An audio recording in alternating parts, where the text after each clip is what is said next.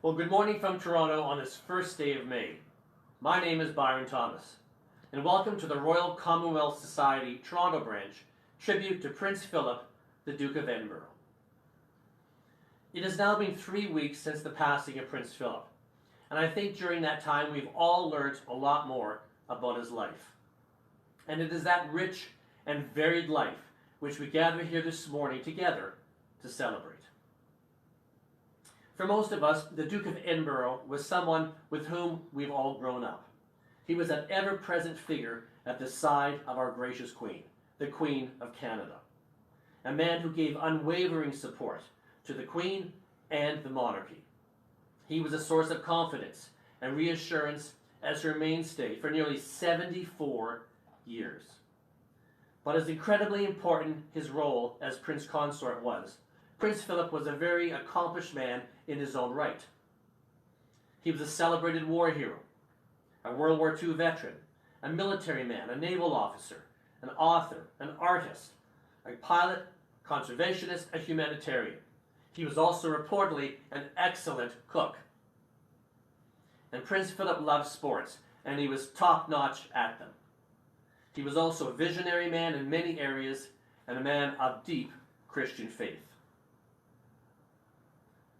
Prince Philip was the patron of over 800 charities, including many here in Canada and throughout the Commonwealth. And on a personal level, Prince Philip loved his family. He was a dedicated husband, father, grandfather, and great-grandfather. That sturdy backbone, that faithful guiding hand at the helm of his family. And of course, there is the man whose comments often provided a lighter side to life. Someone who was not shy to share his unscripted remarks. But that's one of the things that made Prince Philip unique. Prince Philip was also a friend to Canada, and in turn, we embraced him. He came here more than 70 times. That is more than any other country in the world outside of Britain. And he was a strong supporter of our military, our youth, and the Canadian crown. So today, we celebrate that life in word, music, and picture. And we have many special guests this morning to help reflect on his amazing life. We are so glad to have you with us this morning from wherever you may be, across Canada, around the Commonwealth. So once again, welcome to the Royal Commonwealth Society Toronto branch celebration of the life of Prince Philip, the Duke of Edinburgh.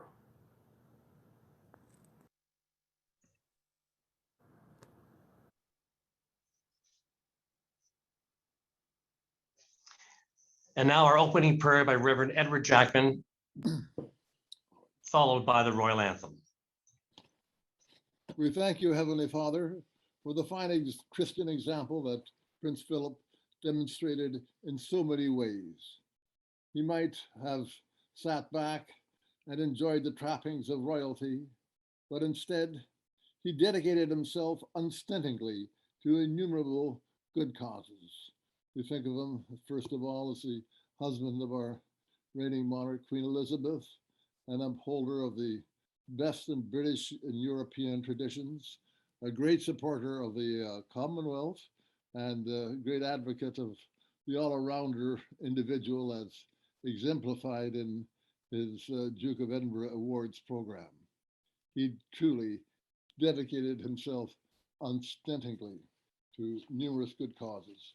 And for prayers, I'll read first of all a prayer from the Byzantine Rite. Let us remember that Prince Philip was born in Greece, and he was originally of the Greek Orthodox faith before he married and became an Anglican. So I'll read a prayer for the deceased from the Byzantine Rite. O God of the spirits and of all flesh, who have trampled death and annihilated the devil and given life to your world, may you yourself, O Lord, grant to the soul of your deceased servant Philip rest in a place of light, a verdant place, a place of freshness from where suffering, pain, and cries are far removed.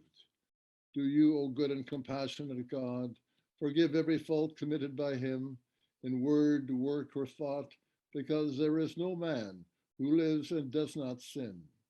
You alone are without sin and your justice is justice throughout the ages, and your word is truth.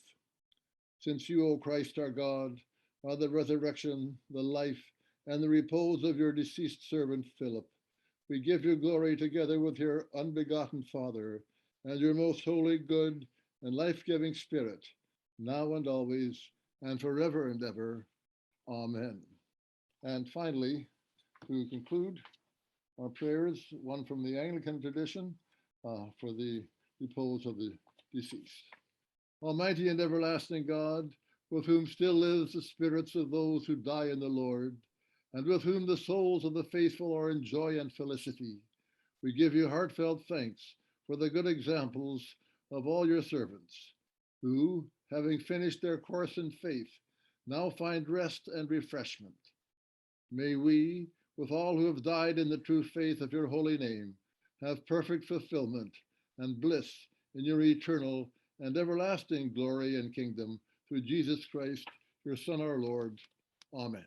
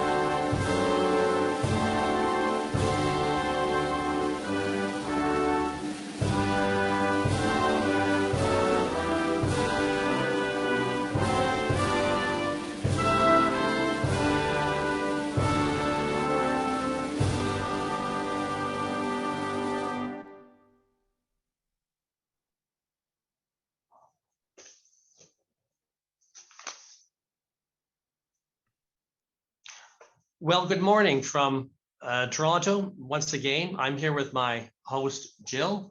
Good morning, and everyone. we're happy to have you all here. We've had quite a response, Jill, to this tribute across the country. Yes, it has been quite overwhelming, and we've had a lot of pleasure in putting all this presentation together. And what a glorious day to be able to have a celebration of Prince Philip's life. We received a letter from Rideau Hall from the Right Honourable Richard Wagner, the Administrator of the Government of Canada. And Jill is now going to read that letter as I hold up the framed letter. It's an honor to send greetings as you gather to celebrate the life of His Royal Highness the Duke of Edinburgh, who passed away on April 9th, 2021. Throughout his life, His Royal Highness lived the values of community, duty, and service. He demonstrated them every day, whether by supporting Her Majesty the Queen or through his Duke of Edinburgh Awards program.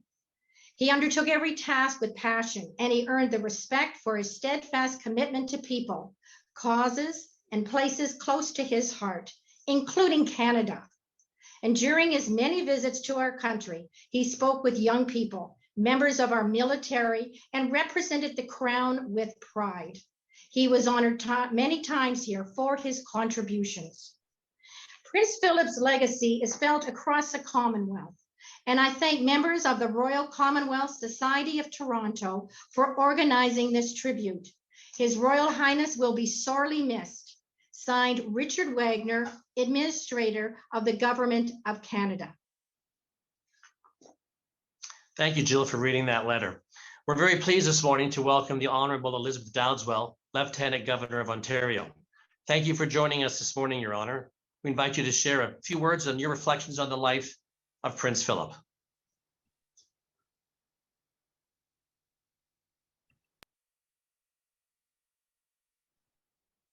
Distinguished guests, ladies and gentlemen, good morning. Bonjour, bonjour. I join you this morning from land that has been stewarded and shaped from time immemorial by Indigenous peoples. To them, I pay my respects. It's particularly appropriate that we recall and reflect on their long-standing relationship with the Crown through treaty making, and that we continue on the path of reconciliation. As the representative of the Crown in Ontario, it's my cherished privilege to celebrate and recognize those who strengthen and shape this province. Those who put service above self, duty before desire, and who in so many respects follow the model of our sovereign and her dedicated family. Today, it's my solemn honor to help recognize one of its leading members, the faithful consort to our Queen and a devoted father, grandfather, and great-grandfather, His Royal Highness, the Duke of Edinburgh. We gather at a moment when the great tributes have been spoken and the eulogies delivered, where the boundless depth of his duty, service, sacrifice, and loyalty has come perhaps most fully to light. A time when we can turn not only to the memory of the man, but his legacy too, and all the lessons it holds. Here in Canada, we've heard that this legacy was deeply felt, that the Duke made a profound impact on the quality of our national character and the complexion of our civic life. You know, it's been observed that Prince Philip spent most of his life walking behind Her Majesty. The image beautifully symbolizes his unfailing support. Today, however, I wish to select just two examples of a legacy that is particularly meaningful to Canadians, where the Duke was not behind, but rather far ahead of us all. Examples of his internationalist vision that empowered young people throughout the world. The first is, I'm sure, well known to all of you, the Duke of Edinburgh's Award. For a program that bears the title of one man, it is, both in practice and spirit, entirely devoid of ego, of ideology, or prescription. Instead, it offers youth a platform to write their own story, challenging them to learn who they really are by turning outward through impactful service to their community. It builds young leaders and citizens of compassion and integrity, the very bedrock of cohesive and resilient societies. It's difficult to overstate just how revolutionary this program was when it was founded in 1956. And its remarkable and ongoing success today, with literally millions of young people having participated in 144 nations worldwide, speaks volumes to Prince Philip's far-sighted and enduring vision. I'm so fortunate to meet many of these youth every year at award ceremonies. But I'm also struck by the number of times when, unprompted, adults will introduce themselves by remarking with immense pride on their own personal experience, long years past, with the program. A second example, perhaps less well known to you, is the Duke of Edinburgh's Commonwealth Study Conference. Prince Philip first defined the program as an extraordinary experiment, one that could bring together young leaders from all walks of life and from across the world to learn from one another and to examine the relationship between industry and the community around it. The idea was a testament to the Duke's faith in the Commonwealth bond and what young people could achieve by working together without assumptions or preconceptions. Now, in its 65th year, it's safe to say that the great experiment has indeed been a resounding success, fostering relationships both durable and productive. And indeed, inspired by the model, it was alumni from that program that established the Governor General's Canadian Leadership Conference, an initiative that has brought together and encouraged and built confidence in young Canadian leaders poised to work across all sectors to solve our nation's most pressing challenges. So those are just two examples of impactful initiatives that have stood the test of time. But the final thought I wish to leave you with is what I believe to be Prince Philip's finest lesson, and that is how he lived. A life of purpose with a healthy dose of wit and self-awareness. A life of love and dedication for his country, for his children, for our Queen. We would do well to learn from his understated leadership and service. Thank you so much to the Royal Commonwealth Society for this opportunity to, on behalf of the people of Ontario, pay tribute to His Royal Highness. Thank you. Merci, miigwech.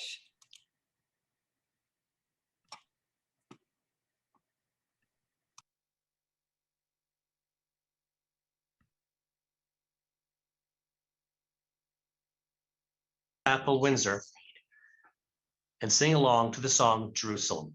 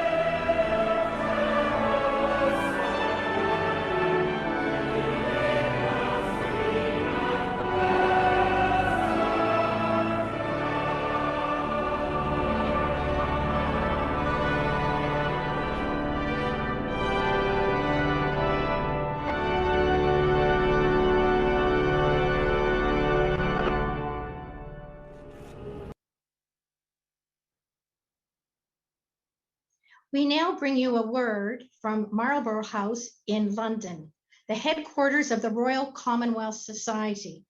And we have a greeting sent to us by the Secretary General of the Commonwealth, the Right Honourable Patricia Scotland, Baroness of Asthal.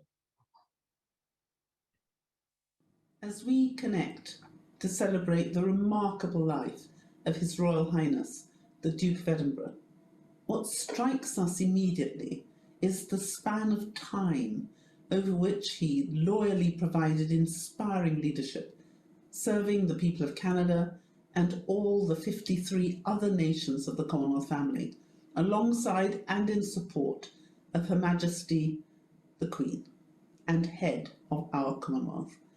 Indeed, to begin to pay due tribute to his many contributions, we have to go back further than almost any of us can remember, and long before many of us were born. We're also struck by the remarkable breadth of his engagement and influence, and that however widely we look, there are yet further aspects of his energetic involvement and visionary dynamism to be found.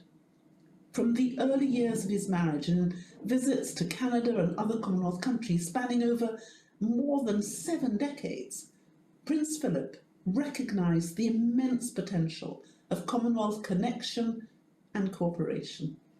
He also understood that his own role, together with other members of the royal family, offered very special opportunities to mobilise and motivate people from all backgrounds in shared service and mutual support for the common good of humanity. With his prescience and perseverance, and the restless pioneering spirit he shared with so many Canadians, he developed imaginative and innovative initiatives. Still today, and in some cases after more than 60 years, they seem astonishingly forward-looking and daringly inclusive in their ambition and practical impact. We think of environmental concerns and wildlife, First Nation people and youth empowerment, opening up opportunity for disadvantaged communities and differently abled people. In so many contexts, we know that there is still so much progress to be made on these priority areas of concern. Even so, and thanks in so many instances to His Royal Highness, the Commonwealth shines as a beacon of multilateral action which is inclusive and which draws on the rich diversity of our inheritances for the good of all. We think in particular of the Duke of Edinburgh Commonwealth Studies Conferences and Emerging Leaders Dialogues, which he founded in 1956 after an inspirational visit to Canada, and which flourish still, thanks in particular to support and engagement from Canada. Then there is the Royal Commonwealth Society, including the Toronto branch, continuing to build and to sustain, as His Royal Highness did, that unique Commonwealth spirit of goodwill, mutual support and encouragement. This bold endeavour, this great global good, both Her Majesty and His Royal Highness recognise as being an entirely new conception, an equal partnership of nations and races built on the highest qualities of the spirit of humanity, friendship, loyalty, and the desire for freedom and peace. We will be forever grateful to Canada for the gift of our first Secretary General, Arnold Smith, and for His Royal Highness's support not only for the creation of an independent secretariat with diplomatic status in 1965, but also for his and Her Majesty's gift of the use of Marlborough House as the home of the Commonwealth, which was and remains part of the royal family's estate. In 1965, His Royal Highness said this: "I believe that there are some things for which it is worthwhile making some personal sacrifice, and I believe the Commonwealth is one of those things, and I, for one, am prepared to sacrifice a good deal if by doing so I can advance its well-being by even a small degree." That self-sacrifice and commitment to the Commonwealth was demonstrated time and time again. His Royal Highness's dedication is something for which he will always be treasured, and for which we will never be able to fully repay. Service above self was the central principle and philosophy which ran throughout His Royal Highness Prince Philip's life, as if it were the track of a golden wheel.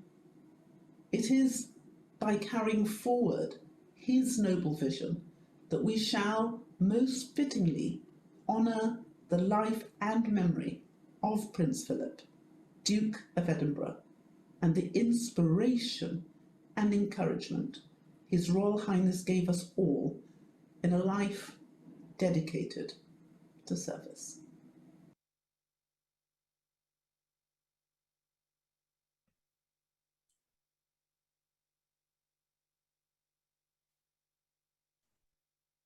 Thank you, Your Excellency, very much for that message from London.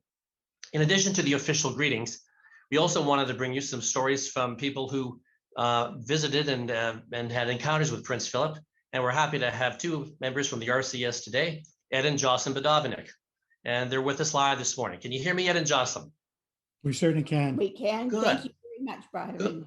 Thank you for being here. Now, tell us about your encounters with Prince Philip. While working for the Ontario government in London, England, I was invited to a royal garden party at Buckingham Palace in 1965. One of my roommates, the daughter of the Archdeacon of Richmond, also came with her parents. Entering the palace and gardens was so exciting, and the hospitality was excellent. The Queen stopped near me, looked at me, and smiled. I was in heaven. I wandered away and was standing by myself, looking down the garden at the live pink flamingos by the pond, when a voice behind me gave the pickup line, which young men used at flat parties when they wished to meet a young woman. Do you come here often? As I turned around in amusement, I found myself face to face with Prince Philip. We chatted casually for over 10 minutes or so until one of his men came up to the Duke and said that the Queen was waiting.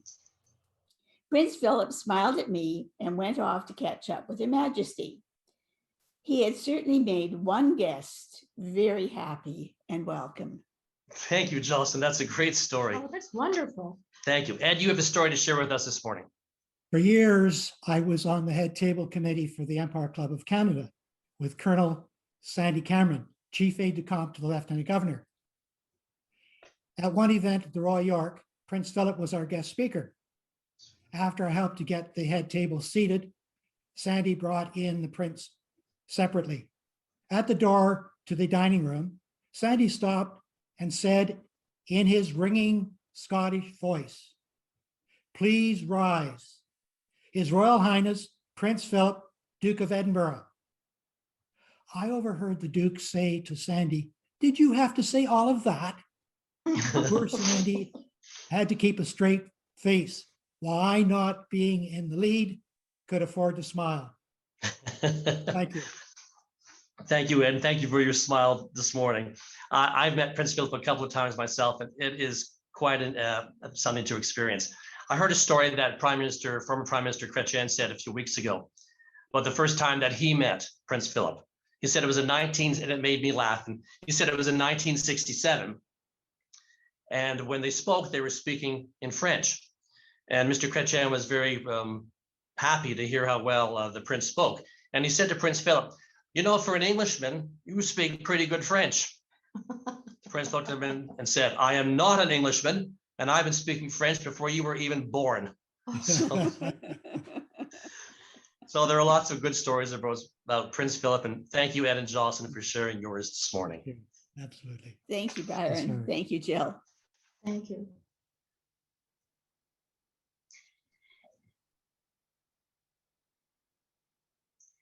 We're now pleased to present a message from the Right Honourable David Johnston, the former Governor General of Canada. He will be followed by a musical and pictorial salute to Prince Philip's military career that is set to that beloved and well-known tune, "I Vow to Thee, My Country." Please enjoy this segment.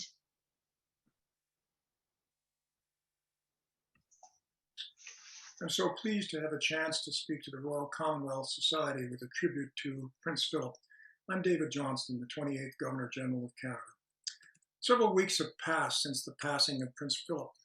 That has given us all time to reflect on the lessons from his life. And for me, the most compelling of these is the idea of the servant leader. Other eulogists in these last several weeks have reflected on his grace, his dedication, his loyalty, ease, and wit. They've applauded his consistency, wondered at his energy, and acknowledged his seemingly boundless curiosity in matters technological, military, environmental, ceremonial, matrimonial, and given that he designed his own hearse automotive. Appropriately, they've saluted the global success of the youth leadership program he conceived in the 1940s and formalized in the Duke of Edinburgh Awards program in the mid-50s.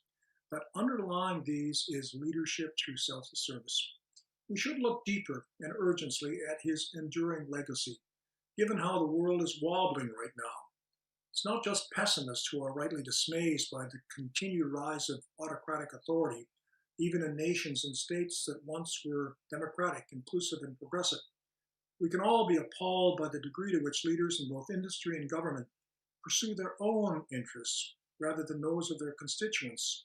And of course, we're alarmed by the grossly selfish actions of segments of the public whose reactions to those around them have become unbalanced, smug, and vicious. Amid a global eruption of ego, the peaceful societies we worked for centuries to build are in many ways unraveling. The issues are numerous and complex. The risk of ignoring them, or even just mismanaging our responses, is life-threatening, both to individuals and to a rapidly growing number of species, humans among them. While we may be mystified why selfishness appeals to so many as defensible behavior, we have no doubt what brought us to this crisis point: a lack of empathy and leadership.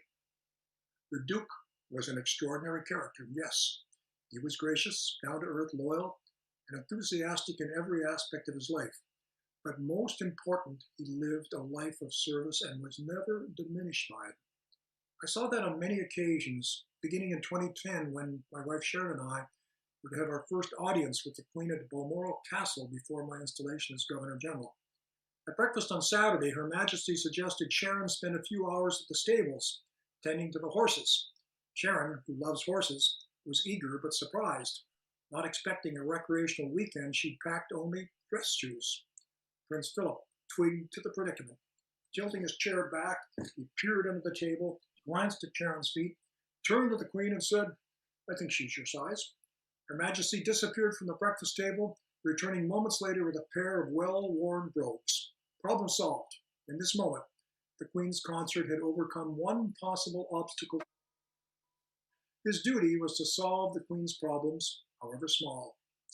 A second memory is the moment the Prince arrived in Canada as Colonel-in-Chief of the Royal Canadian Regiment to oversee a change of command ceremony. He relished meeting soldiers, sailors, and aviators, as he was one of them. I was on the tarmac to greet His Royal Highness after his long transatlantic flight. I welcomed him to Canada and asked if he would consider a change in schedule to allow for a brief rest, as I thought a 93-year-old man might. Not a chance. The Prince made it clear he was here to meet the troops and intended to get to it tout de suite.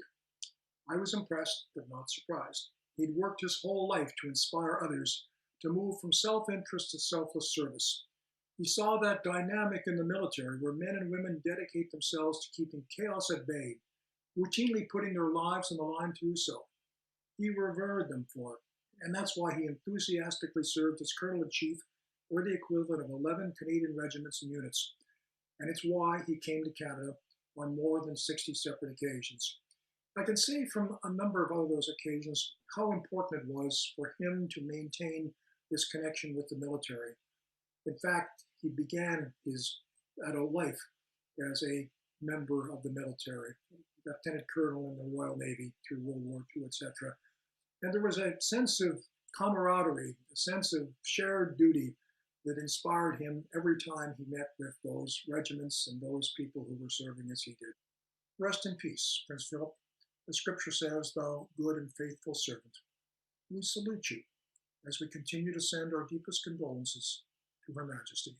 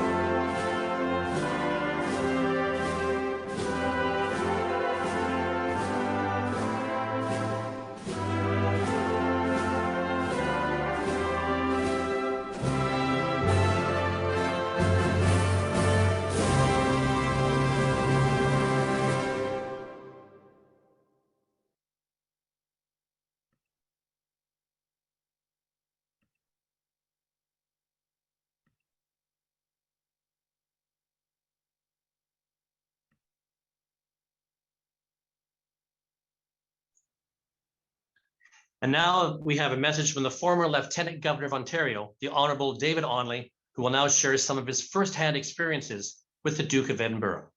Mr. Onley's speech will then be followed directly by a segment which we've entitled Some Interesting Points About His Royal Highness. Thank you for this opportunity to speak to you today about some personal recollections of Prince Philip, ones that I had as Lieutenant Governor of Ontario. The most prominent one, of course, would have been his final visit to Queen's Park in April of 2013. A couple of events occurred that will recall in my mind for years and years to come.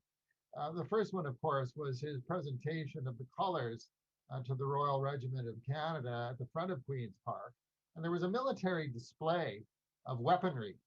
And I was showing the Prince around and with my chief aide-de-camp, Albert Wong, and my wife, Ruth Ann, and bands were playing. And there was a lot of weaponry, heavy-duty stuff. And one powerful weapon was aimed at the media bay. And the Prince took great interest in this and then leaned forward and asked the two soldiers whether or not this weapon, which was aimed at the media bay, was loaded or not. And they said, "Oh, no, sir, it's not." To which he replied, "Well, that's a pity, isn't it?" And it just broke everybody up within earshot. And the picture was repeated many, many times. In fact, it was shown around the world of all of us laughing. And it was just one fantastic example of the Prince's quick wit and his sense of humor. And that one certainly sticks in my mind. Another occasion was just inside Queen's Park in the Lieutenant Governor's suite. As I mentioned, it was a very quick visit for the Prince. He was just barely in Canada for 36 hours.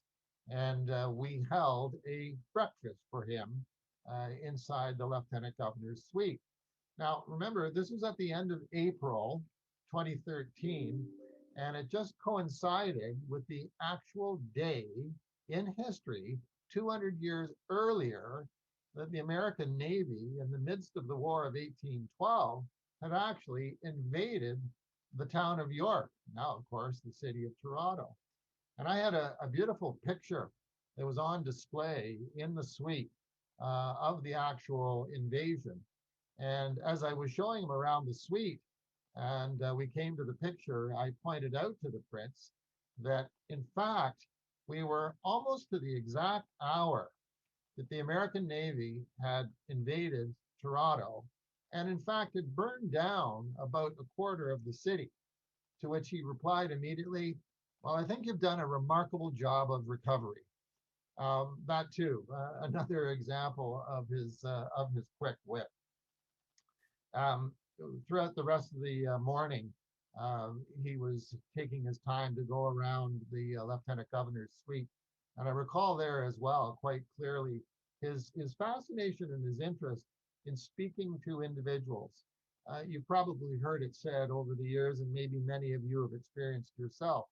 Once he made eye contact with you and locked on, he was really engaged in the entire conversational process, and he would be asking questions about medals and asking questions about the person's service record and the like. It just was an indication as well of just his keen interest in people themselves. And that was certainly a takeaway from it. The final thought that I have had to do with the 2013 visit. I'd like to revisit that just for a moment.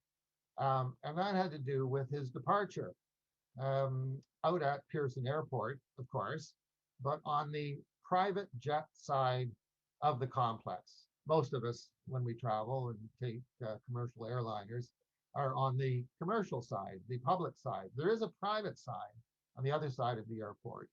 And we went out to bid him farewell. There were no guards there beyond the natural ones, the RCMP. There was no band, there was no red carpet. There was a Canadian government jet waiting to fly him back to Britain, and that was it. And so Ruth and I were just waiting there for him, and the limousine pulled up, and he got out and walked towards us and said, "Well, you didn't have to do this." And I looked at him and I said, Well, sir, actually, as Lieutenant Governor, as a matter of fact, I do have to do it. And he paused for a second and said, well, I suppose you do. Thank you very much. With that, we shook hands and we bid him adieu, and he got on board the jet and off he went back to Great Britain. So I hope that these memories that I've expressed today will perhaps trigger some memories that you have. And I do, again, want to thank you for this opportunity of sharing them with you. Thank you very much. The next part of our tribute is entitled Interesting Points About Prince Philip. So follow along with us as we all learn more about him.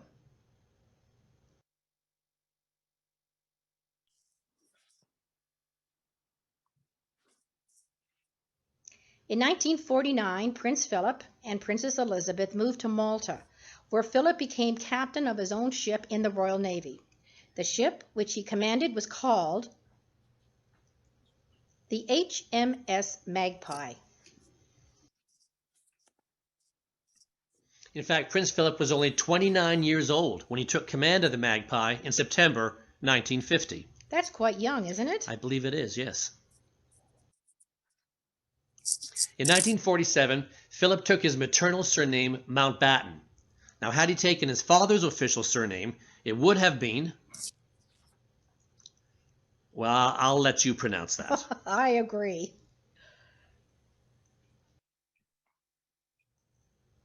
Prince Philip was a prolific author. He wrote over 12 books on such topics as Sandringham, wildlife, dressage, competitive carriage driving, and the environment. In fact, if you go on the internet now, you will find that all of his books are currently sold out. In 2017, Prince Philip retired. At a reception on the day of his retirement, when he was told by a guest, "I'm sorry to see you step down, sir," Prince Philip replied, "I have to, because I can't stand up anymore." That sounds like something he would say. Oh, doesn't it? Although in his younger days, Philip was known as Prince Philip of Greece, he also bore the royal title of Prince Philip of Denmark.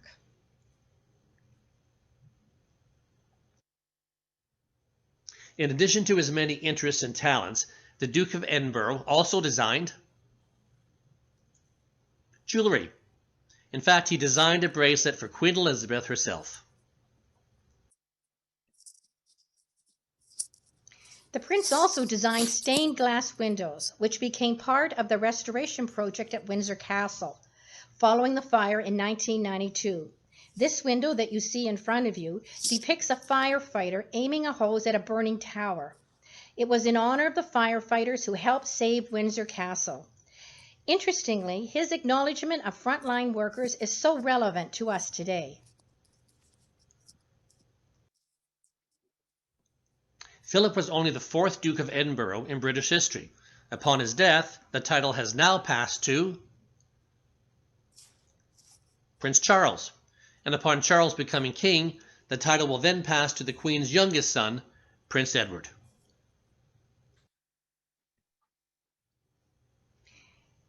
In 1970, Prince Philip gave up playing polo at the age of 50. He then took up the hobby of competitive carriage driving. In fact, he set up the rules for that international sport, and there's a picture of Prince Philip doing his carriage driving. Going through the water. Yeah. The number 9 has significance in Prince Philip's passing. Interestingly enough, it was the 9th day of April on the 99th day of the year at the age of 99. That is amazing. It sure is.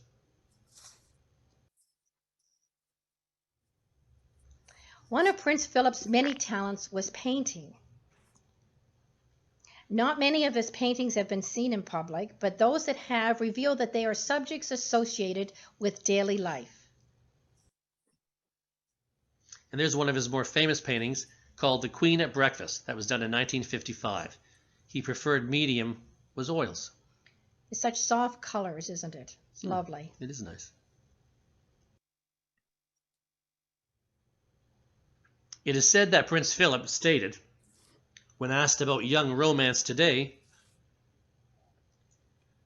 that if a man opens the car door for his girlfriend, it's because he either has a new car or a new girlfriend. Oh, that's a great way to end this segment. Don't you agree, Byron? It is. I hope you've enjoyed these points.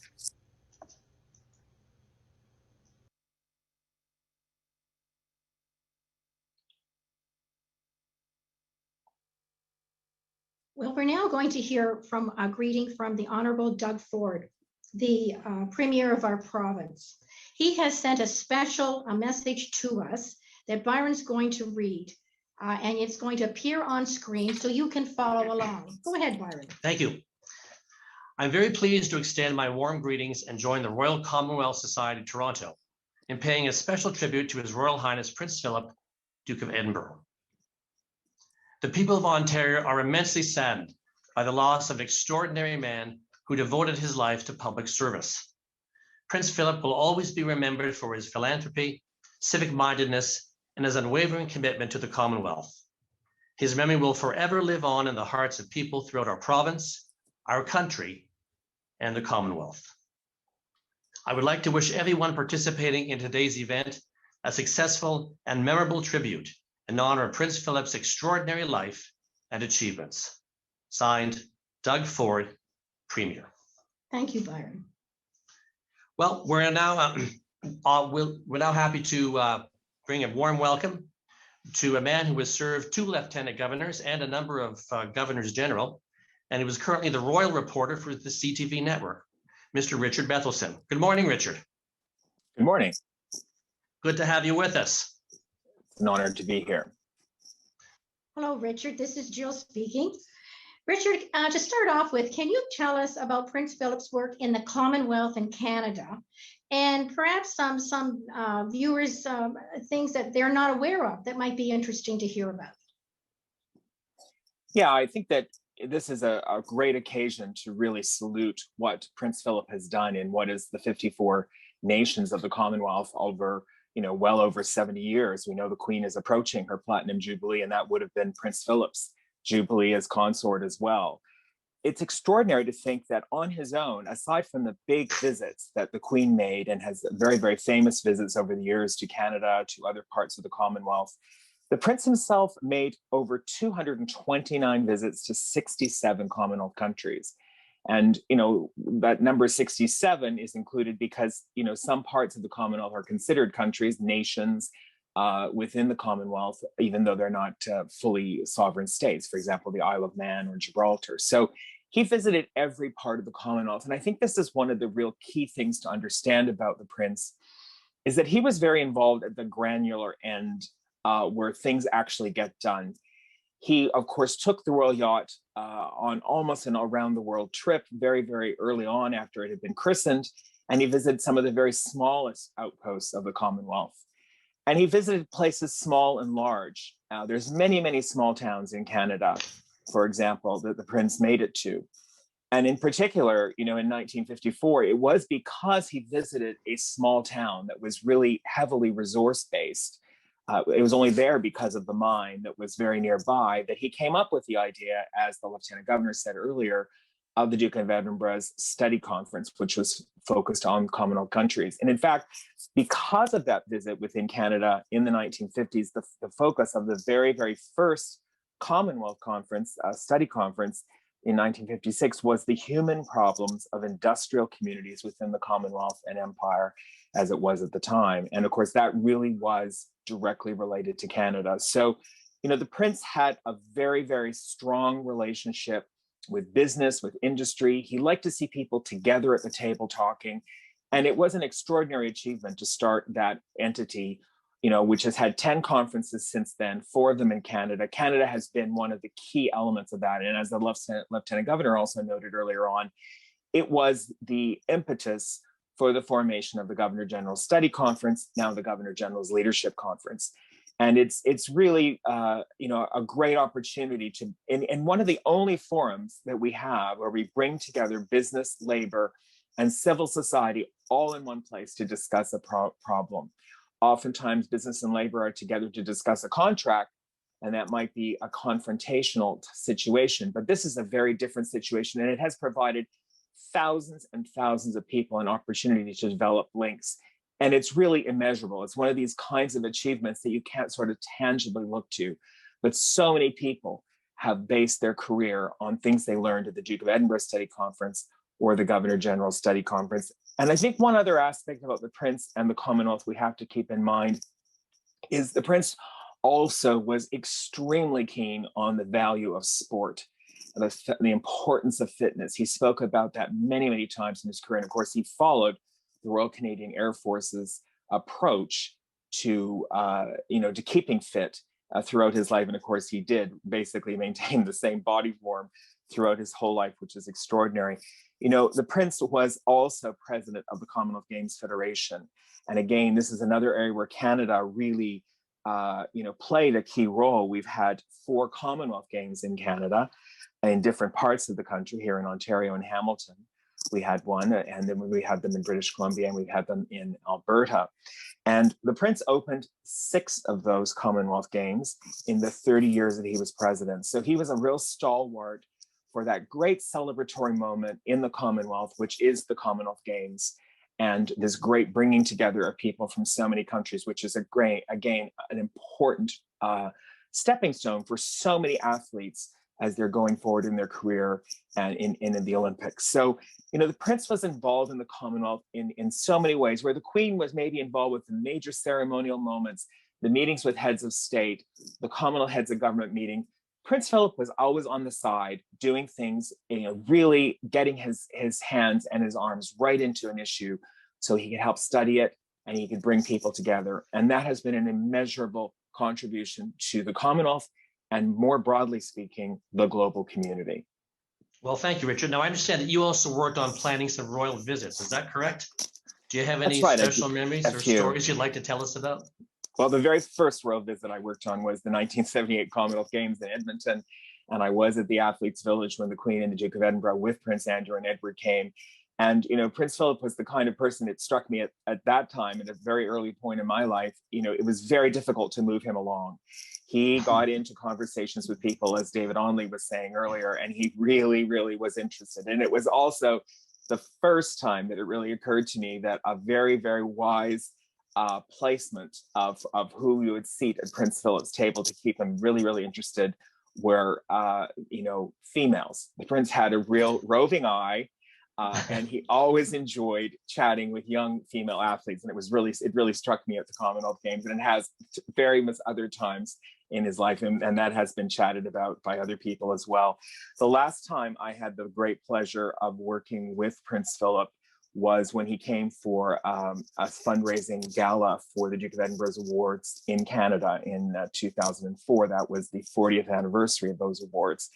And characteristically, the Prince simply came for about 36 hours. And at that time, he actually, on that occasion, he hopped on a commercial flight, came over. We had a big gala at the Carlew, and a number of winners of the Duke of Edinburgh's awards were featured, not least of which was the mayor at the time, David Miller, who was a Duke of Edinburgh's award individual. And as the Lieutenant Governor is saying, you run into so many people who've had experience with the Duke of Edinburgh's award because of the 500,000 people in this country who passed through that award. And what struck me at that time, was because his trip was short and several people knew that, they knew that he'd literally just got off the plane, came up to the gala, and he was going home the following morning. They said to him, well, Your Royal Highness, how was your flight? And, the Prince was not one for small talk, not one for banalities. If you wanted to talk to him about something serious, that was great. But for a question like that, he simply turned to them and said, have you flown before? It was like that.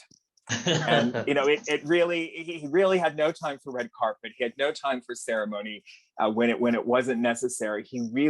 His visits were always staffed by his private secretary. Maybe in the last 20 years or so, it might have been a media staffer, his detective, his valet. Would maybe be at the hotel. That would be it. The Prince traveled very light, And many, many times to Canada, he piloted his own aircraft. In fact, probably the place he visited Canada more than anywhere else was Newfoundland, because many times his aircraft had to stop in Gander or in Newfoundland for refueling in the earlier days. And so if you look at his trips, you'll see that he almost invariably has all these stopovers in Gander. And of course, he wouldn't be content just to stop over. He would bring in people from the local regiment, or he had arranged to have people from his other regiments. So he would take advantage of those hours that he was on the ground to always connect with the people that he had served with and the people that he was serving. And his contribution to this country over almost 70 visits, most of them on his own, more than 45 of them on his own.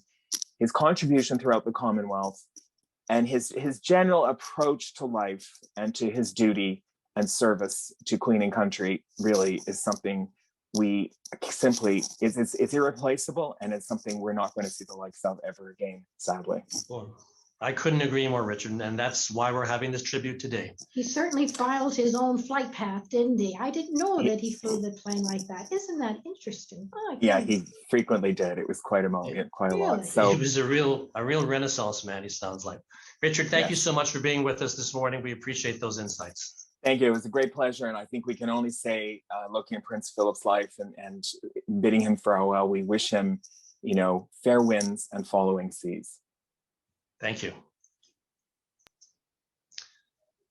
We've heard quite a bit this morning about the Duke of Edinburgh Awards and the lasting legacy that entails. To hear more about that, we're happy to present Augusta White, Ontario Board President of the Awards, who will be interviewed now by the RCS Toronto Chairman, Dr. Colin Saldana.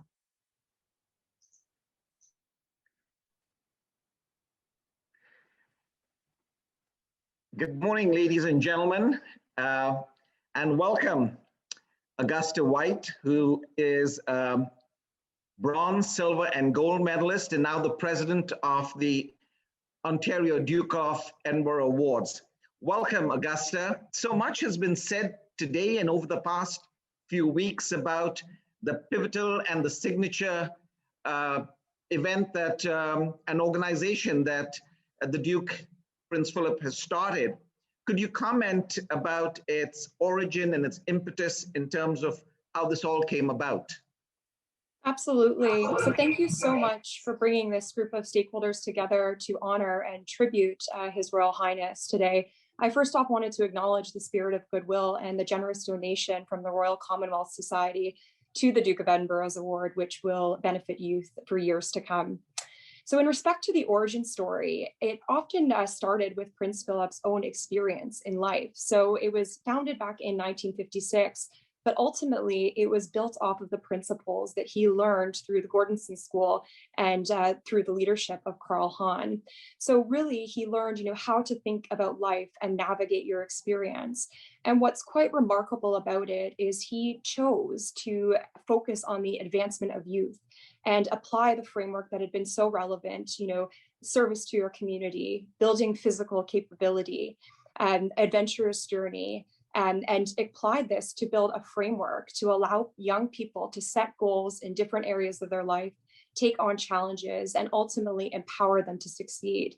So it's had an incredible impact in 144 countries around the world, and absolutely thrilled that it came to Canada in the 1960s. Thank you so much. And I could really attest to the real practical aspect of the success. Our two sons, Warren and Jason, are gold medalists, the Duke of Ed, and they've turned out to be fine young men. So the Duke of Edinburgh continues to do a great job. Would you like to focus a little bit and talk about the successes that we've had in Ontario and Canada with respect to the program? So since inception, we've had 500,000 young people between the ages of 14 and 24 go through the program. And annually, we have 10,000 registrants here in Canada and around 5,000 in Ontario. I think what's most exceptional in this time of turbulence and change is in COVID-19, the award has done an exceptional job adopting the program so that young people can still access this, even though they may not be able to go to school. It's really about those principles of goal setting, discipline and dedication towards your achievements.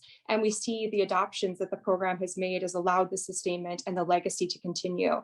I also wanted to acknowledge the role that the Lieutenant Governors and Governor Generals have played, as well as His Royal Highness Prince Philip himself, in the ceremonial duties of giving out the award throughout the years. So listening to the award achievers' stories, really acknowledging this pinnacle of excellence that they've achieved and the drive that it takes to follow through on your goals. And so we've been absolutely thrilled to have the partnership of His Royal Highness over the course of his life, as well as the legacy through the Lieutenant Governors.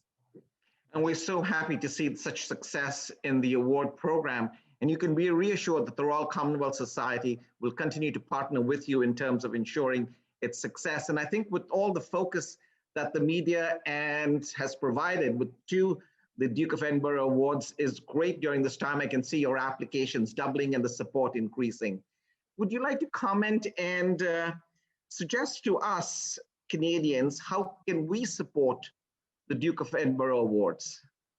Absolutely. So in respect to if you're an educator or a community leader, it would be helpful. We're always looking for new award chapters to be stood up. We rely extensively on our award leaders and volunteers to execute on the award. So if you do have interest, we have Jeff Needham that's on the call today. Reach out to engage with him to understand how you can establish a chapter and support the young people. In addition, if you are an employer at an organization, begin by recognizing the Duke of Edinburgh's awards when you see it on a young person's application and resume. We'd like to think of it as the MBA of tomorrow for young people. And so acknowledgement of that, or if you do have interest in setting up your own organizational program and award center, we would love for you to give back in that way. And lastly, as individuals or organizations, in this spirit of goodwill, financially, if you wish to contribute, we are always very open to the sustainment and legacy through financial gifts and donation. So many ways to give back and engage with our organization, and very much so look forward to the partnership and extension of what we built here today. Thank you very much, Ms. White. Thank you very much for being with us, and we wish you continued success. Ladies and gentlemen, I'll now invite you to a musical and pictorial of Prince Philip, A Lifetime of Seasons.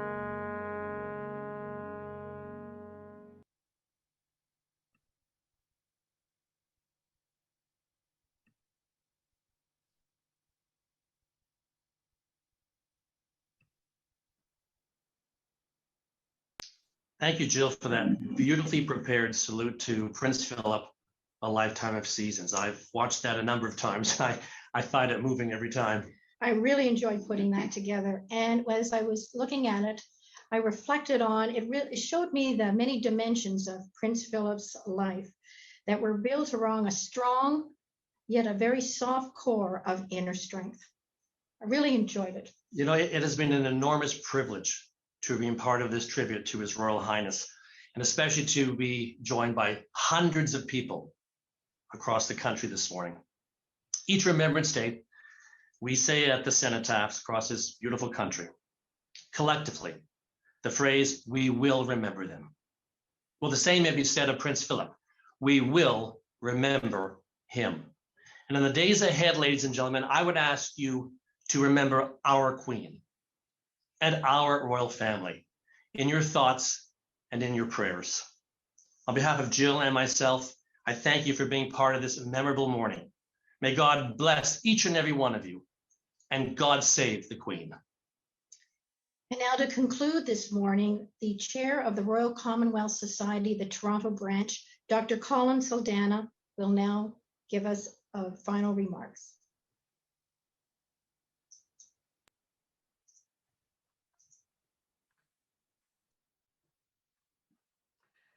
Good morning, Your Honor, members of the Diplomatic Corps, ministers of the Crown, elected members of Parliament, distinguished ladies and gentlemen.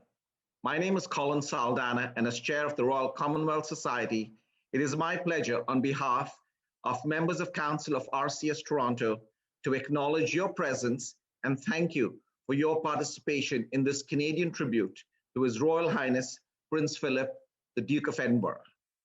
What a remarkable tribute this has been for a man who was a perfect officer and a gentleman, stalwart in character, one who served with remarkable strength Her Majesty the Queen. He was an inspiration to his country, a devoted champion of the Commonwealth. It is now a little over 3 weeks that His Royal Highness, the Prince Philip, has passed away after a successful and accomplished life. He has been described as a man of deep faith, deep courage, and fortitude, one with selfless and a lifelong dedication to Crown, country, and the Commonwealth. I recall first seeing His Royal Highness as a young boy when my dad took my brothers and me to see Her Majesty the Queen and Prince Philip during their visit to Karachi. Flags flying, hands waving, we welcomed him. That admiration for Her Majesty and Prince Philip continues to this very day. I can think of no greater couple that have distinguished themselves in the service of their people, their country, and the Commonwealth. I ask myself the question, what has the Duke of Edinburgh meant to me as an individual, as a Canadian, and as a member of the Commonwealth? His Royal Highness, Prince Philip, has been an inspiration and role model in a selfless devotion in support of the Crown and in the betterment of the Commonwealth. Although a man of privilege, he was one who had tremendous tenacity, sincerity of purpose, a visionary, truly ahead of his time. He was a man who realized the value, the purpose, and the need to nurture the potential of young people. He was an environmentalist who said, if nature doesn't survive, neither will man, and committed himself to the preservation of wildlife in the Commonwealth and around the world. He believed in service to country by being an exceptional military statesman. He has set an example and a path for us to emulate and to follow. The Royal Commonwealth Society of Toronto is committed to advancing this legacy. Prince Philip also had a lighter side to him. He was quick-witted and made you comfortable in his presence.